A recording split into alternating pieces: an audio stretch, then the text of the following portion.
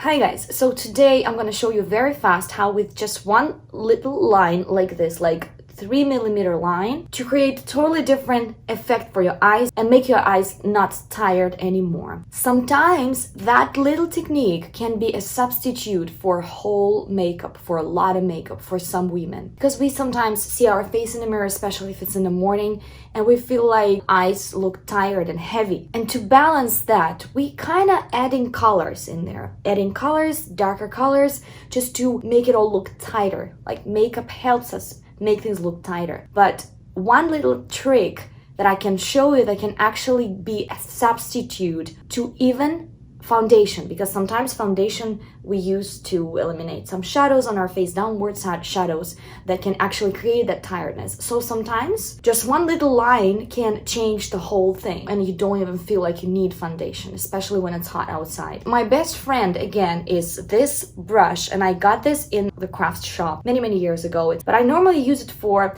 lining my eyes with eyeshadows. I'm choosing the eyeshadow something like this, like dark brown, or sometimes I use black, and sometimes I use dark gray. I like matte, but with satin effect it can also be great, and actually for the daytime probably it will be slightly softer looking. But I'm gonna show you now with matte. I'm looking straight in the mirror and I want you to check that area above the pupil, straight line like this, and then on the side of your eyes and to the end of your brows like this. So that is the area that normally is showing us the heavy skin effect, and that is normally what is pressing down a little bit. So what we need to do, we need to cut all those downward lines. We need to do something absolutely opposite and darker on our face to create that lifting effect. So what I do, line only the area between my pupil and the end of my eye. I'm just looking straight in the mirror. I'm making the line from the iris down here, that area that I just showed you, yeah? Then what I do, I go from the middle again, from the center, and I'm making the line slightly thicker, and I'm not going too down deep there. I don't need to go as low as my last lash because it will create opposite effect. So we need to keep this place pretty empty and light. Again, I place the brush in the center, in the same place. I'm not thickening the center, but I go even higher here. And sometimes I can even go higher here. Make sure you always clean here. We always need to clean here, otherwise if it goes down, that's gonna break the effect. We don't necessarily need the flick here, but it's preferably, some people have the crease here, some people have hooded eyes, so basically their skin is just lying on the top lid like this. What I also recommend, so we need to place a dot right here. You see this line, right? From the eye to the end of the brow, right? So somewhere there, so you're making the dot right here on the skin with your eyes opened, and then you're placing the dot, you know, where you have the end of that eye lifting flick, and then you can just close your eye and then just connect it to the eye, making that kind of triangle.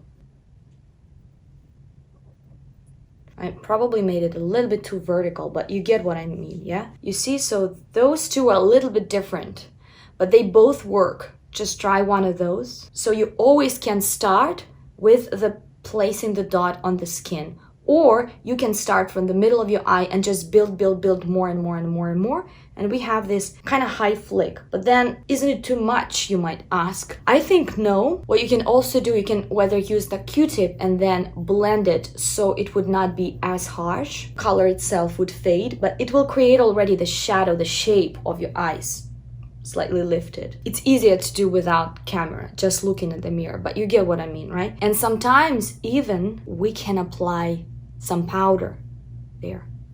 First of all, if it will lock it in place, even if it's very hot outside and you don't want any makeup on yourself, and the foundation is leaking and your face is wet and you just don't want any makeup on your face. So that is a good trick, you know, some powder, and then if you want, go back a little bit and add a little bit more color, and then it would always be very useful to apply something light here on the sides. It's always good for any eye tiredness here.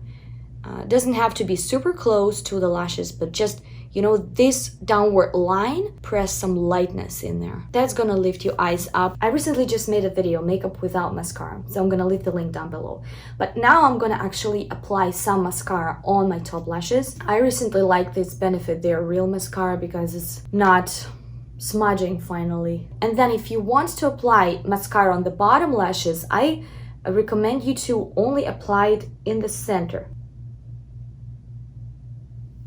It will make your eyes look very awake, but then it's not gonna overload that bottom part here on the outer corners.